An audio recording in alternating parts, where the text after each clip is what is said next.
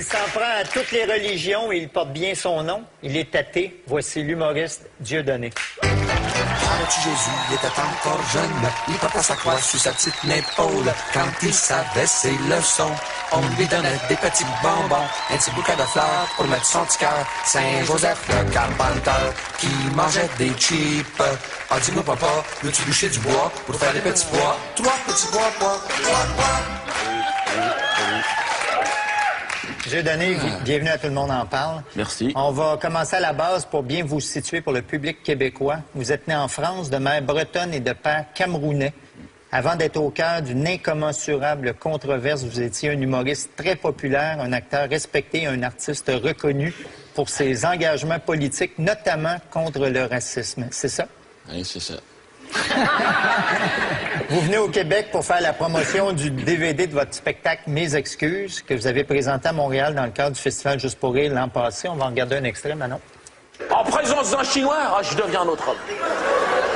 Ben je me mets en position comme ça. Les poils, comme ça, je suis un prédateur. C'est le mot, un prédateur. C'est lui ou moi. Il n'y aura pas de prisonnier, il le sent, le Chinois. Parce qu'il n'est pas con, le Chinois. Ah non, c'est un hardard. Attention, c'est un hardard. Tu sais, il est smart, tout ça. Non, mais c'est pour de faux, ça. Non, c'est il se fout de ta gueule. Il le sait que... Pardon? Depuis tout petit. Ça m'a pris, moi j'avais 7 ans. J'ai fait une jaunisse, ça a commencé comme ça.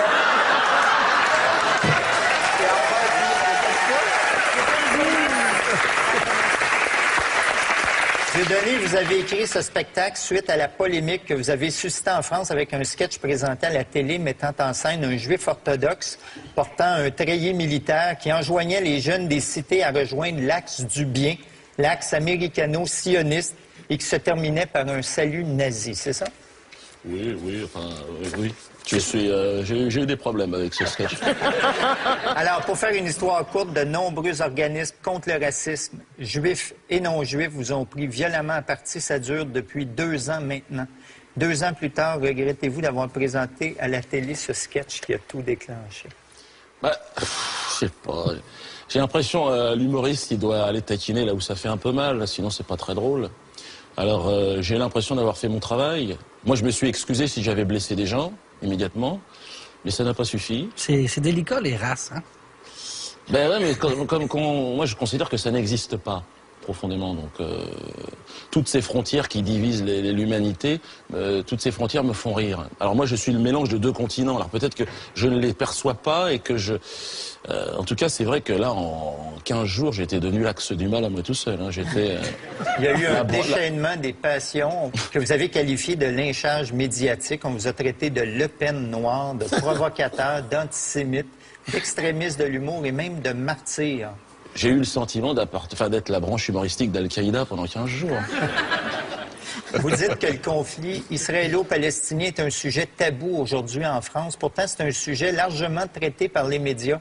Tabou dans le sens qu'on n'a pas le droit d'en rire. Ben oui, et puis alors un humoriste, moi c'est comme ça que je vois ce métier. Moi ce qui m'intéresse c'est les zones difficiles. Il faut installer le rire là où il n'y en a pas. Alors voilà, tout ce qui est autour de la question d'Israël, c'est un peu comme s'il y avait un long couloir avec une porte interdite. Vous rentrez on dit, ne l'ouvre jamais cette porte. Et évidemment, la seule chose qui est, à un moment donné, on a envie d'ouvrir cette porte pour voir ce qui se passe.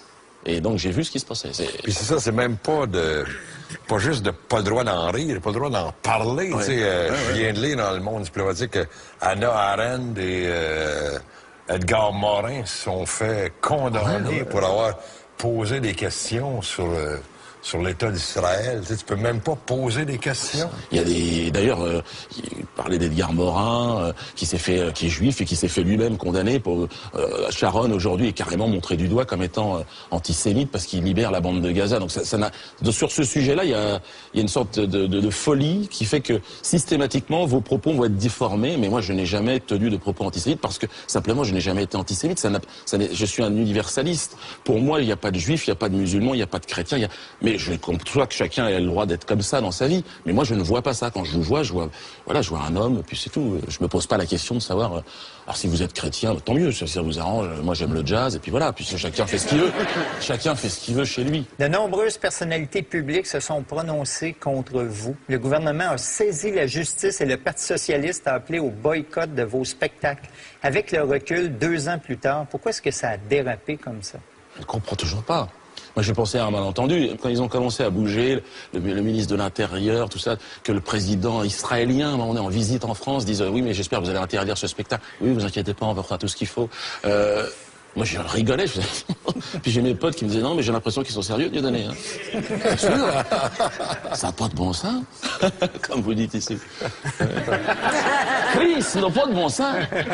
C'est ce que je me suis dit. Non, mais vraiment, j'ai pensé que c'était un malentendu. Je ne pouvais pas y croire. Et je me disais, mais ils n'ont rien d'autre à faire qu'à commenter le sketch d'un humoriste. J'ai vu votre spectacle, Mes excuses, il y a 2 ans. Dans ce spectacle-là, vous revenez sur la controverse. C'est des excuses pour le moins baveuses, comme on dit chez nous.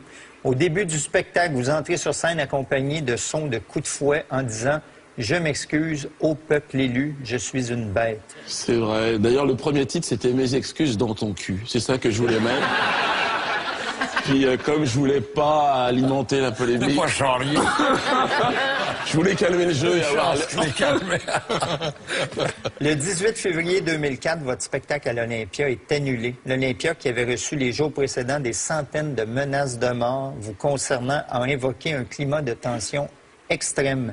Vous décidez tout de même de vous produire devant la salle de spectacle, sur le trottoir. Une foule nombreuse se réunit autour de vous. Vous avez des partisans et des ennemis. Avez-vous peur de vous faire tuer? Je n'y crois pas, encore une fois. Je me dis, c'est pas vrai, j'ai fait un sketch. On va quand même pas me tuer pour avoir fait un sketch. Et puis, je me suis dit, fais attention quand même, parce qu'ils ont l'air extrêmement nerveux. Vous avez été attaqué physiquement en mars dernier en Martinique par 4 Israéliens qui ont été arrêtés. Qu'est-ce qui s'est passé? Je descends de l'avion. Alors là, je me dis, ouf, je suis en Martinique, au moins ici, je serai tranquille. C'est la bonne couleur. Oui, c'est ça. Erreur d'appréciation majeure. Donc je descends, j'arrive sur le parking, et là, bon, 4 Israéliens, donc qui m'arrivent dans le dos. Bon, déjà, c'était signé. Et je savais que j'allais pas en faire au mousquetaire. Et donc, ils me tapaient dessus et tout. Taper dessus, coup de pied, coup de poing, on insulté, sale négro, on va te faire la peau. J'ai dit, mais t'es sûr de cette information? Parce que c'est une île essentiellement composée de négros. D'ailleurs, ils s'en sont aperçus très vite. Ils se sont fait arrêter. Ils ont été en prison et tout. Ils ont été condamnés à de la prison ferme quand même. Et par contre, là, la presse, non pas parlé. C'est ça qui est étonnant dans le traitement de l'information. Je me suis aperçu qu'effectivement, il y avait comme un malaise. Un autre scandale a éclaté récemment en France. Après le terrible incendie du Paris Opéra, vous avez déclaré dans François: on brûle 2 poubelles dans la rue Popincourt, en faisant référence à l'incendie du centre social juif à Paris en août 2004. Et ça fait la une des journaux. À côté de ça, 22 Noirs périssent dans un hôtel en flammes et pas un ministre ne se déplace. Êtes-vous orgueilleux, provocateur ou inconscient? J'ai été au lendemain de cet incendie voir les familles et c'était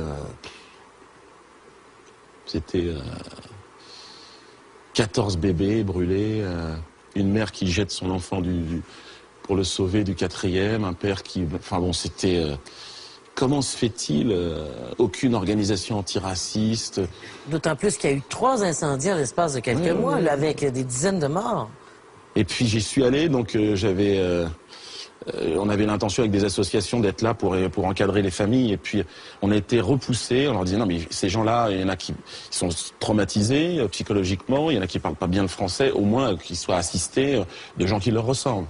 Et là, on a été écartés et je me suis aperçu qu'effectivement, on leur a donné des enveloppes avec de l'argent pour dire non mais tout va bien, on leur a retrouvé des logements, alors qu'ils peuvent porter plainte. Je veux dire, la mairie a une responsabilité. On était avec des avocats et on a... Non, c'est terrible ce qui se passe, ce 2 poids 2 mesures. Mais est-ce que c'est 2 poids 2 mesures ou c'est seulement que la communauté juive est vraiment très bien organisée et défend ses intérêts mieux que les autres? Ce serait bien, mais il ne faudrait pas faire obstruction. Il Et je peux pas parler de la communauté juive, parce qu'encore une fois, on peut pas dire les juifs, on peut pas faire d'amalgame. Mais il y a un petit groupe dans la communauté juive qui s'appelle le lobby sioniste, qui lui est extrêmement puissant et qui profite de la culpabilité de la France par rapport au drame, à la collaboration, pour gérer une sorte d'unicité de la souffrance. C'est-à-dire que, par exemple, j'étais aux Antilles quand il y a eu le 60e anniversaire de la commémoration d'Auschwitz, qui est un drame absolu sur lequel il faut effectivement revenir, mais qui est un drame parmi les autres drames de l'espèce humaine. Et c'est étonnant de voir à quel point la France est injuste dans le traitement. C'est-à-dire que l'État commémore, et c'est normal, mais elle doit commémorer de la même façon tous les drames de ses citoyens, de manière égale. Parce que là, on a l'impression qu'on hiérarchise, comme s'il y avait une souffrance qui était au-dessus des autres. Et ça, c'est très très mal vécu en France, par toutes les populations d'ailleurs, parce que toutes les populations, qu'elles soient corses, qu'elles soient basques, qu'elles soient bretonnes ou antillaises, ont vécu des drames terribles. La Saint-Barthélemy, les protestants, tout le monde a le droit, à un moment donné, à une commémoration. On ne peut pas comme ça dire, voilà, il y a un drame absolu, une souffrance absolue. Mais cette souffrance est réelle aussi, donc il faut aussi la célébrer. Dimanche dernier, 2 ans plus tard, vous et vos partisans avez fait éruption sur le plateau de la même émission qui avait diffusé le sketch déclencheur de toute cette affaire, suite à la condamnation de l'animateur Marc-Olivier Fogiel pour injure à caractère racial vous concernant. Aujourd'hui, vous réclamez sa démission de France 3. Êtes-vous du type rancunier? Non. Je voudrais que la République nous renvoie des signaux forts que, effectivement, on lutte de manière équitable contre le racisme. C'est-à-dire que moi, j'ai été véritablement lynché pendant 2 ans sur une rumeur. C'est-à-dire qu'on dit cet homme est antisémite. Bon, j'ai 17 procès que j'ai tous gagnés. J'ai été relaxé à chaque fois. On m'a interdit de travailler à l'Olympia. On m'a frappé. On m'a interdit de faire des tournées. On m'a complètement coupé la parole dans les médias. Lui, Marc-Olivier Fogiel, aujourd'hui est condamné, contrairement à moi, pour injure raciale. C'est-à-dire qu'il a fait fabriquer un SMS, tu sais, qui passe en dessous de l'écran. Oui, les textos, là, voilà. ouais. Il l'a fait fabriquer par un de ses collaborateurs, qui s'appelle Alexandre Gamelin, qui est passé aux aveux devant un officier de police judiciaire. Il a dit, oui, effectivement, j'ai inventé ce SMS sur la demande de ma hiérarchie. Marc-Olivier Fogiel a été condamné. France 3 a été condamné pour injure raciale. Et ça disait quoi, le texto? Diodo, ça te ferait rire si on faisait un sketch sur l'odeur des Noirs. Donc, j'ai porté plainte, il a été condamné, et il pérore encore à la télévision, sans avoir amené aucune explication, aucune excuse, rien du tout. Qu'est-ce que c'est que ce 2 poids, 2 mesures? C'est comme si, en fait, être soupçonné d'antisémitisme, c'est plus grave que d'être condamné pour racisme anti-noir. Et ça, on ne peut pas l'accepter. J'ai donné un de vos spectacles qui s'intitulait « Mes excuses ». On va faire une entrevue, pas d'excuses.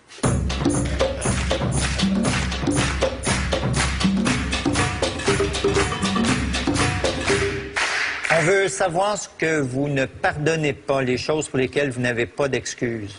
Qu'est-ce que vous ne pardonnez pas à la France? Ce que je peux condamner, c'est de museler la libre pensée. C'est-à-dire que je pense que l'humoriste est le baromètre de la liberté d'expression dans une société et que quand on le muselle, c'est que ça va mal. Qu'est-ce que vous ne pardonnez pas à l'Europe actuelle? De ne pas accueillir la Turquie. Ils sont bien, les Turcs. Mais ouais, ça va pas mal. Bon, il faudrait qu'ils reconnaissent leur génocide. Mais la France n'a pas reconnu tous ces génocides.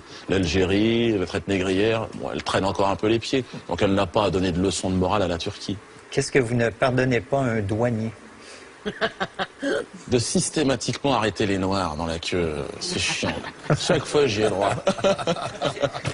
Qu'est-ce que vous ne pardonnez pas aux terroristes? Déjà, il faudra savoir qui sont les terroristes. Les terroristes de votre choix. Ils sont partout. Mais je leur pardonne pas de tuer des innocents. Hein.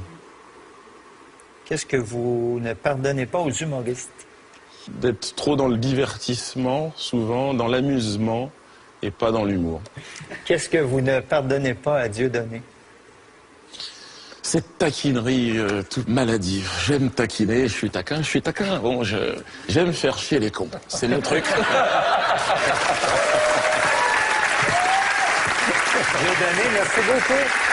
Merci. Ça va prendre... Moi, je l'ai vu, son DVD, avec mes enfants.